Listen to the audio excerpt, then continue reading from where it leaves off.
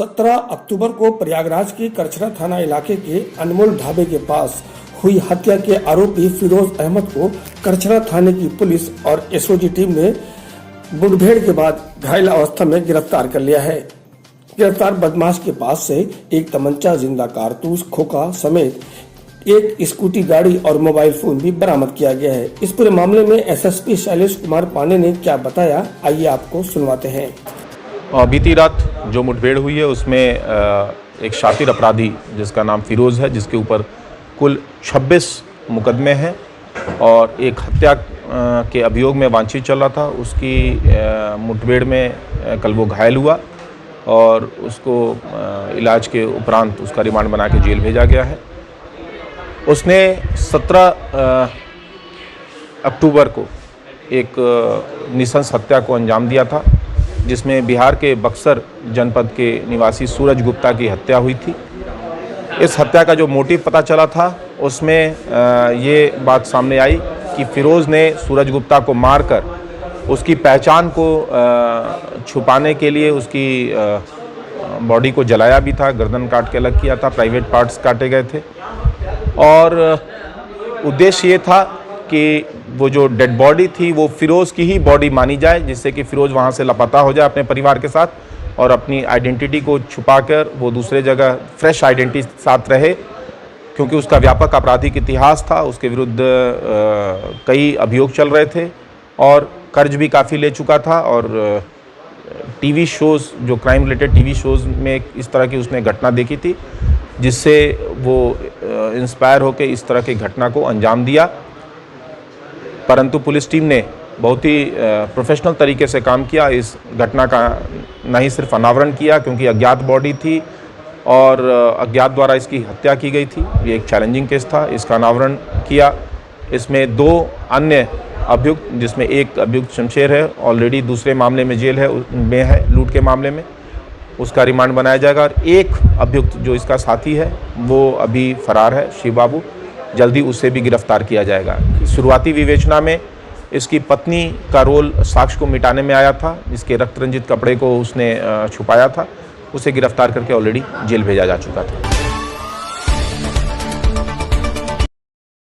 संगम नगरी प्रयागराज में आज कार्तिक पूर्णिमा स्नान पर्व के अवसर पर बलवा घाट स्थित यमुना किनारे बड़ी संख्या में श्रद्धालुओं ने यमुना मैया की गोद में स्नान कर पूजा पाठ किया। हालांकि चंद्रग्रहण लगने की वजह से मंदिर के कपाट बंद कर दिए गए थे।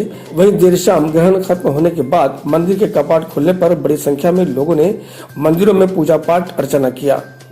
मंदिरों में श्रद्धालुओं की भीड़ उमड़ पड़ी और देखते ही देखते बड़ी संख्या में लोगों ने मंदिर पहुंचकर पूजा अर्चना किया। जमुना जी नहाने से कहते हैं कि हमारे वेद शास्त्र में जैसा लिखा है उसी हिसाब से जो पुराने लोग हमारे कहे गए हैं उसी हिसाब से हम लोग चलते हैं, वही चहलकदमी चलते हैं। कहते हैं यमराज मतलब परेशान नहीं करते हैं और जमुना जी की मतलब जमुना जी उनकी बहन है यमराज की, तो यमराज आते हैं तो भाई बहन हाथ पकड़ के नहा लेते हैं तो पाप कट जाता है। उस दिन भाई है और 1 महीना कार्तिक का महत्व है। पूजा के पहले तुलसी माता जी, कृष्ण जी के महत्व है, विष्णु जी का महत्व है। हमारे मतलब धर्म कर्म से चलने से हमारी बरकत होती है, हमारे घर में परिवार की उन्नति होती है। हम अपने इनके आशीर्वाद से हम चलते हैं, इनका आशीर्वाद हमको बहुत जरूरी होता है। प्रयागराज के उतराव थाने की पुलिस और एसओजी टीम ने अंतर्राज्यीय ट्रक लुटेरे गैंग के 5 सदस्यों को गिरफ्तार कर उनके कब्जे से लूट की गई 3 ट्रक और लूट में इस्तेमाल हुई एक 4 पहिया गाड़ी बरामद किया है। पुलिस अफसरों के मुताबिक पकड़े गए लुटेरों के पास से 2 तमंचा, 5 जिंदा कारतूस, 4 लोहे के सरिया राड बरामद किया गया है।